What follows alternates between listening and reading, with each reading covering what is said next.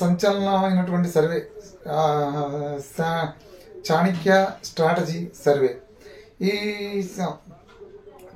Chanakya strategy survey గతంలో కూడా చేసింది, అనేక మార్లు అనేక సర్వేలు చేసింది. ఇంచుమించుగా దగ్గరగా వాళ్ళు చేసినటువంటి సర్వేలు దగ్గరగా ఉన్నాయి. అంటే అప్పుడు విజయం పొందినటువంటి పార్టీలు ఏవైతే ఉన్నాయో అన్ని రాష్ట్రాల్లోనే సర్వే చేస్తూ ఉంటారు. తెలంగాణ కూడా చేశారు. చాణక్య స్ట్రాటజీ సర్వే కావచ్చు, ఆరామస్థాన్ సర్వే కావచ్చు, వీళ్ళిద్దరూ కూడా ఇంచుమించుగా ఒకే దగ్గరగా చేస్తారు సర్వే.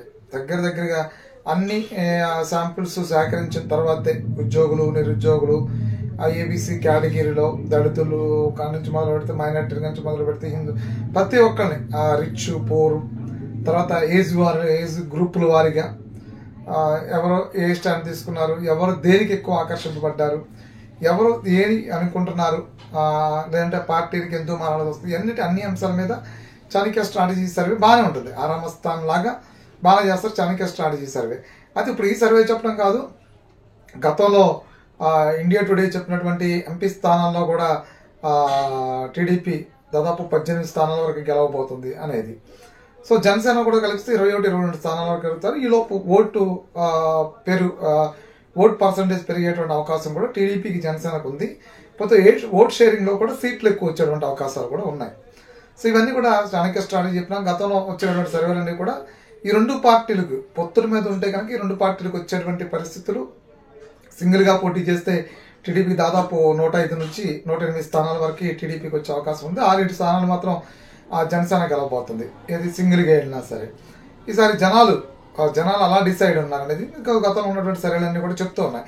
సో మళ్ళీ చాణక్య స్ట్రాటజీ సర్వే మరొకసారి పూర్తిగా వాళ్ళు ఎన్నికలు అంటే ప్రతి 3 నెలలకి ప్రతి 6 నెలలకి మూడ్ ఆఫ్ ఏపీ అంటూ కూడా ప్రజలు 6 నెలల ముందు ఎలా ఉన్నారు, 6 నెలల తర్వాత అయినా మరి ప్రస్తుత ప్రభుత్వం మీద పాజిటివ్గా ఉన్నారా, సంక్షేమ పథకాల దృష్ట్యా, లేదు అంటే కనుక అదే కసితో కోపంతో ఉన్నారా, లేదంటే ఈలోపు నిరుద్యోగులు కానీ ఉద్యోగులు కానీ ఏమన్నా కొద్దిగా ఏమన్నా ఈ మధ్యకాలం ఏమన్నా స్టాండ్ తీసుకున్నారా, మళ్ళీ ప్రభుత్వం వైపు బాగానే ఉంది పర్లేదు మళ్ళీ ఇంకో అవకాశం ఇవ్వచ్చు అనే దాని మీద ఉందా అనేది మీద.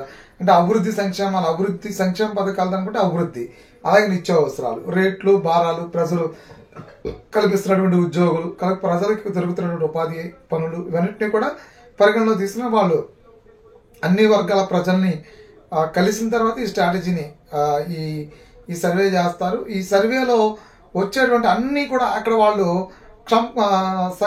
సంక్లిష్టంగా అక్కడ దానిలో పొందుపరుస్తారు. ఎందుకు సంక్లిష్టంగా పొందుపరచాల్సిన అవసరం ఏంటంటే, వీళ్ళు కొన్ని అంశాలను మర్చిపోయి కనుక సర్వే చేస్తే ఆ కొన్ని అంశాలను వీళ్ళు చేయలేదు కాబట్టి ఈ సర్వే ని పరిగణలో తీసుకునే అవసరం లేదంటది. ఎందుకంటే మేమే గెలుస్తామని చెప్పుకున్నటువంటి పార్టీ ఏదైనా ఉంటుందంటే లేదు అన్ని తూచి అంటారు. మొన్న ఇప్పుడు గతంలో మన తెలంగాణ ఎన్నికల తర్వాత కూడా ఈ చాణక్య స్ట్రాటజీ సర్వే కావచ్చు, ఆరామస్థాన్ సర్వే కావచ్చు, వచ్చినటువంటి సర్వేలు కూడా కొట్టిపడేశారు. ఏది ఎగ్జిట్ పోల్స్ తర్వాత వచ్చినటువంటి సర్వేలు కూడా లేదు ఎగ్జిట్ పోల్స్ సర్వేలకి ఎన్నిసార్లు రివర్స్ అవ్వలేదు, అనుకున్న రీతిలో అనుకున్నట్టు అన్ని వస్తాయా, అలా ఏముండదు, వీళ్ళు అన్ని వర్గాల ప్రజల్ని వీళ్ళు సర్వే చేయరు, ఆ ఓట్లు వేసేటువంటి వాళ్ళని అప్రోచ్ అవడం వల్ల వాళ్ళు దానికి ఓటేస్తారు కాబట్టి ఆటోమేటిక్గా వీళ్ళు ఆ పర్సంటేజ్ని చూపించేసి చెప్పేస్తారు తప్ప అంటారు. కానీ అందుకని వీళ్ళు ఏం చేస్తారు, సర్వే చేసేటప్పుడు అన్ని అంశాలని, అన్ని వర్గాల ప్రజల్ని, అన్ని ఏజ్ గ్రూపుల్లో వాళ్ళని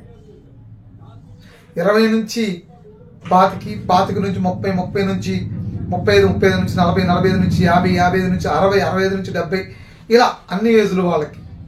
అలాగే వాళ్ళకి ఏమొస్తున్నాయి ఏంటి, ఈ సంక్షేమ పథకాలకు సంబంధించిన అంశాలు. అలాగే నిరుద్యోగులు, ఉద్యోగులు, వీళ్ళకి ప్రజెంట్ ఉన్నటువంటి పాజిటివ్ థింక్, నెగిటివ్ థింగ్స్. అలాగే అభివృద్ధికి సంబంధించి రోడ్లు అడిగేవాళ్ళు, డ్రైనేజీలు అడిగేవాళ్ళు, కొంచెం వసతుల నుంచి అడిగేవాళ్ళు, లేదంటే గ్రామీణ ప్రాంతాల్లో రోడ్లు లేవని, మంచినీళ్ళు లేవని అడిగేవాళ్ళు. ఇలాంటి అనేక అంశాలు, అన్ని అంశాల మీద కూలంకషంగా శాంపిల్ సేకరించిన తర్వాత అన్ని సంక్లిష్టంగా ఉన్న తర్వాత వాటిని పొందుపరిచి ఇదిగో మా సర్వే, మా స్ట్రాటజీ ఇది అంటారు. చాణక్య స్ట్రాటజీ కూడా అదే చెప్తుంది. సో గతంలో ఆరామస్థాన్ కూడా చేసిన సర్వేలు అదే, గతంలో వచ్చినటువంటి సర్వేలు కూడా అదే, సీ వాటర్ చేసినటువంటి సర్వేలు కావచ్చు, ఇవన్నీ కూడా అదే సర్వేలు అవే చెప్తూ ఉన్నాయి. కాబట్టి ఏంటంటే పర్టికులర్గా చెప్పాలంటే చాణక్య స్ట్రాటజీ సర్వే చాలా దగ్గరగా ఉంది. అంటే 128 వరకు టీడీపీ, 40 నుంచి 50 మధ్యలో వైసీపీ ఉంది. కాబట్టి ఇంచుమించుగా అంటే టీడీపీ దాదాపు ఇప్పటికే 135, 140 స్థానాల వరకు ఎగబాగే అవకాశం ఉందని చెప్తున్నారు.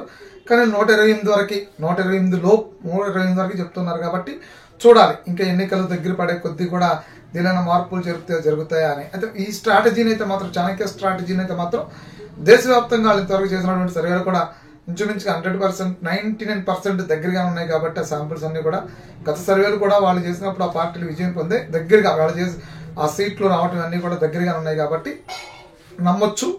ఇది నెక్స్ట్ రాబోయేటువంటి రిజల్ట్స్ అని కూడా రిజల్ట్సే అనుకోవచ్చు కూడా.